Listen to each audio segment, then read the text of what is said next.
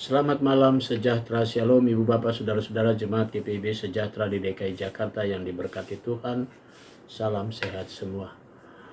Mari membaca Alkitab. Pembacaan Alkitab kita di malam hari ini terambil dalam kitab Nehemia, pasalnya yang pertama dan yang kedua. Mari kita satu di dalam doa. Bapa di sorga, kami datang kembali dalam kerendahan hati serta sujud menyembah di hadapan-Mu, di mana kami boleh menikmati penyertaan Tuhan sepanjang satu hari ini, dari pagi hari hingga malam ini. Saatnya kami semua sebelum memasuki tidur malam kami akan membaca Alkitab. Tuhan, terangilah kami dengan Roh Kudus-Mu, hati dan pikiran kami. Ketika kami membaca Alkitab, kami dikuatkan tubuh kami, dan kami fokus dalam pembacaan Alkitab malam hari ini. Kami mau serahkan diri kami di bawah kuasa Tuhan. Bahkan doa kami dalam nama Yesus Kristus, Tuhan dan Juru Selamat kami yang hidup. Amin. Kitab Nehemia, pasalnya yang pertama. Riwayat Nehemia bin Hakkalya pada bulan Kislev tahun ke-20 ketika aku ada di Puri Susan. Datanglah Hanani, salah seorang dari saudara-saudaraku, dengan beberapa orang Yehuda. Aku menanyakan mereka tentang orang-orang Yahudi yang terluput, yang terhindar dari penawanan, dan tentang Yerusalem. Kata mereka kepadaku, orang-orang yang masih tinggal di daerah sana yang terhindar dari penawanan ada dalam kesukaran besar dan dalam keadaan tercelah. Tembok Yerusalem telah terbongkar dan pintu-pintu gerbangnya telah terbakar. Ketika aku dengar berita ini, duduklah aku menangis dan berkabung selama beberapa hari. Aku berpuasa dan berdoa ke hadirat Allah semesta langit. Kataku, ya Tuhan Allah semesta langit, Allah yang maha besar dan maha dahsyat, yang berpegang pada perjanjian dan kasih setianya terhadap orang yang kasih kepadanya dan tetap mengikuti perintah-perintahnya. Berilah telingamu dan bukalah matamu dan dengarkanlah doa hambamu yang sekarang kupanjatkan ke hadiratmu siang dan malam bagi orang Israel, hamba-hambamu itu, dengan mengaku segala dosa yang kami orang Israel telah lakukan terhadapmu. Juga aku dan kaum keluargaku telah berbuat dosa. Kami telah sangat bersalah terhadapmu dan tidak mengikuti perintah-perintah, ketetapan-ketetapan, dan peraturan-peraturan yang telah kau perintahkan kepada Musa hambamu itu. Ingatlah akan firman yang kau pesan kepada Musa hambamu itu, yakni bila kamu berubah setia, kamu akan kucerai-beraikan di antara bangsa-bangsa. Tetapi bila kamu berbalik kepadaku dan tetap mengikuti perintah-perintahku serta melakukannya, maka sekalipun orang-orang buanganmu ada di ujung langit, akan kukumpulkan mereka kembali dan kubawa ke tempat yang telah kupilih untuk membuat namaku diam di sana. Bukankah mereka ini hamba-hambamu dan umatmu yang telah kau bebaskan dengan kekuatanmu yang besar dan dengan tanganmu yang kuat?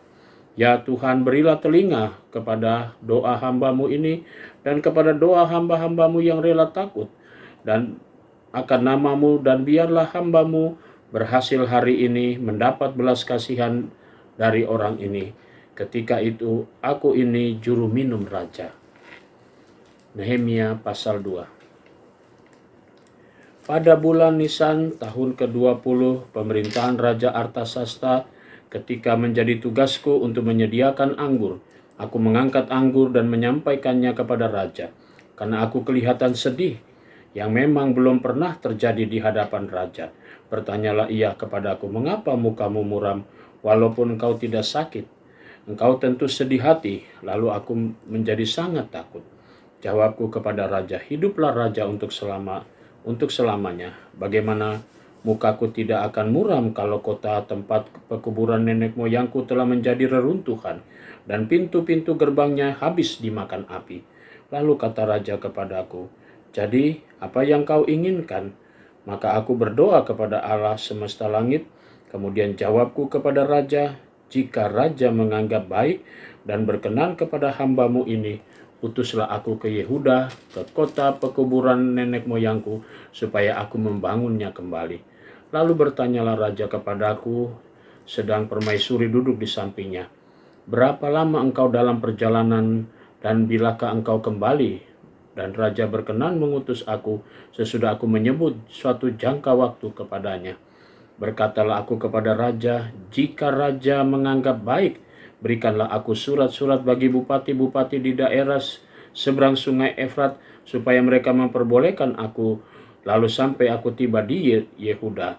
Pula sepucuk surat bagi Asa, pengawas taman raja, supaya dia memberikan aku kayu untuk memasang balok-balok pada pintu-pintu gerbang di benteng bait suci, untuk tembok kota, dan untuk rumah yang akan kudiami. Dan raja mengabulkan permintaanku itu, karena tangan Allahku yang murah melindungi aku.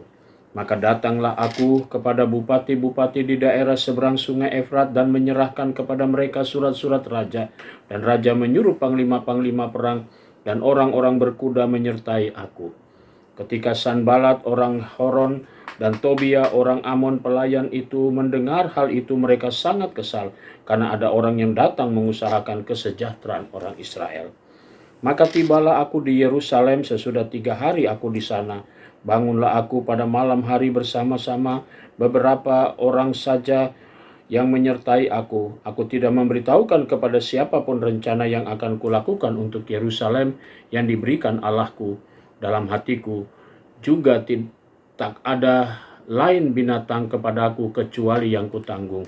Demikian pada malam hari aku keluar melalui pintu gerbang Lebak ke jurusan mata air Ular Naga dan pintu gerbang Sampah. Aku menyelidiki dengan seksama tembok-tembok Yerusalem yang telah terbongkar dan pintu-pintu gerbangnya yang habis dimakan api. Lalu aku meneruskan perjalananku ke pintu gerbang mata air dan ke kolam raja, karena binatang yang kutunggangi tidak dapat lalu di tempat itu. Aku naik ke atas melalui wadi pada malam hari dan menyelidiki dengan seksama tembok itu.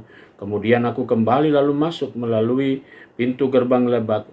Demikianlah aku pulang.